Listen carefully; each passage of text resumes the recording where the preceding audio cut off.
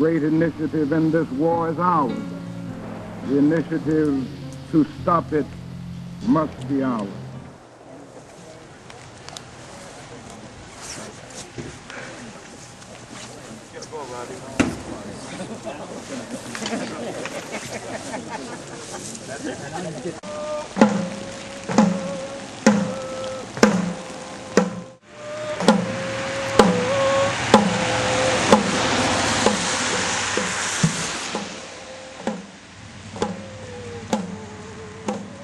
Don't let anybody make you think that God chose America as his divine messianic force to be a sort of policeman of the whole world. God has a way of standing before the nations with judgment, and it seems that I can hear God saying to America, "You are too arrogant. If you don't change your ways, I will rise up and break the backbone of your power, and I'll place it in the hands of a nation that doesn't even know my name. Be still and know that I'm God." The promises of the great society have been shot down on the battlefield of Vietnam, making the poor, white and Negro, bear the heaviest burdens both at the front and at home.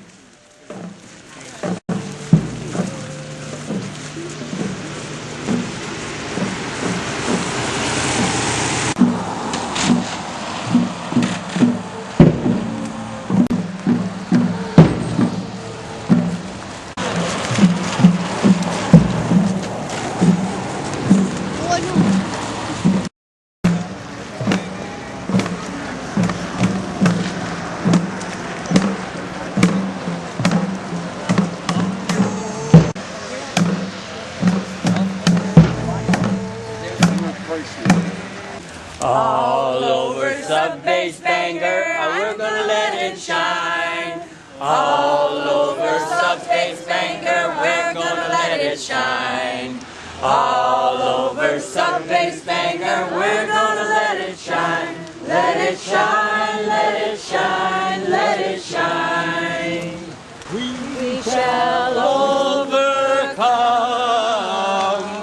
We shall overcome. We shall overcome.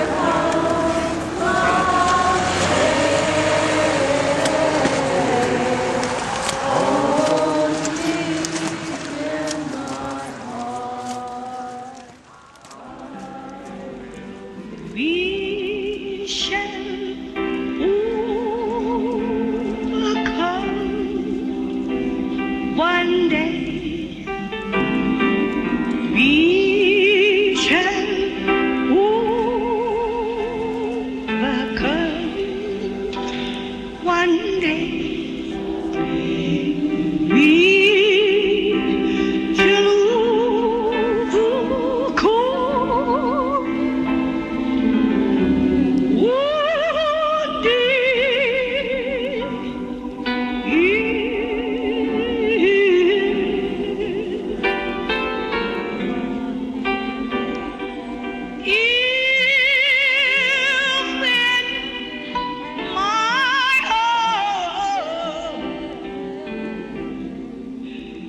You know,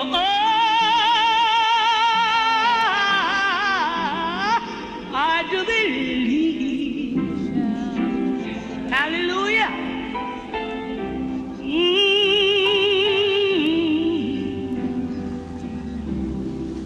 We are not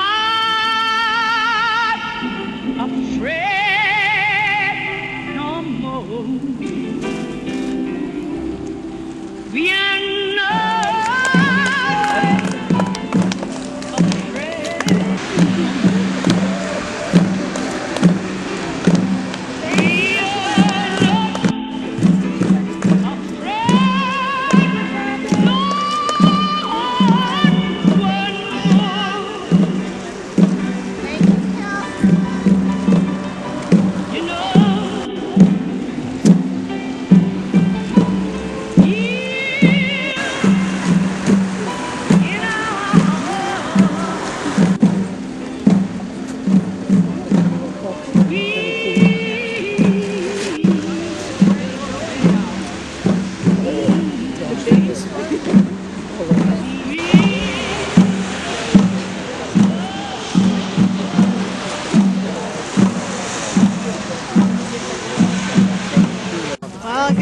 at Bangor again, continuing the tradition of opposing nuclear weapons and the things that they do here at the base.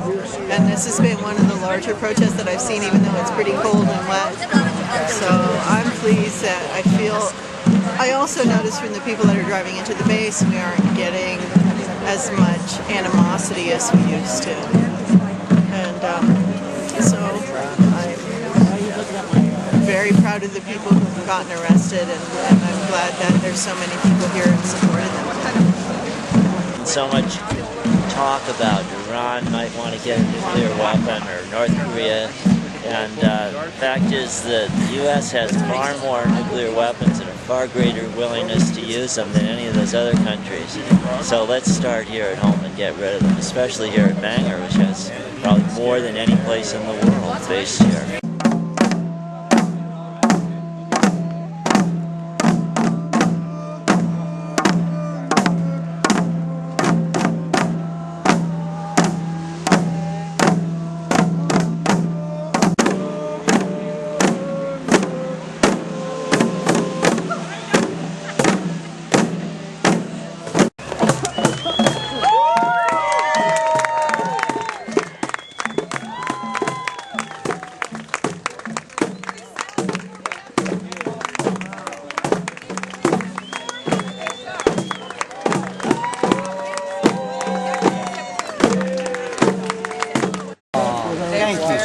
They were very polite, and ma'am, can I give you a chair and water and bathrooms? And did they tell you anything about other your van in Mars? They were quite civil. They didn't say... Did you say anything? Yeah, he says, oh, don't bump your hat when you get in the van. I mean, they were very careful. Not shoving you in. Yeah, no, they were so they're from all over, these young guys and women from all over the country, and we were talking to them about the war and how much do they know about this space. And, you know, they're all very involved in their own lives. They're just trying to survive. They're not thinking beyond what they're doing. One guy's getting custody of his kid, and another guy's just hanging out here for a little bit until he can get out. Just your average folks trying to get through, a lot of desperate people wanting to have just a job. Like anybody, I would like to live a long life. Longevity has its place. But I'm not concerned about that now. I just want to do God's will. And He's allowed me to go up to the mountain. And I've looked over and I've seen the promised land. I may not get there with you, but I want you to know tonight that we as a people will get to the promised land.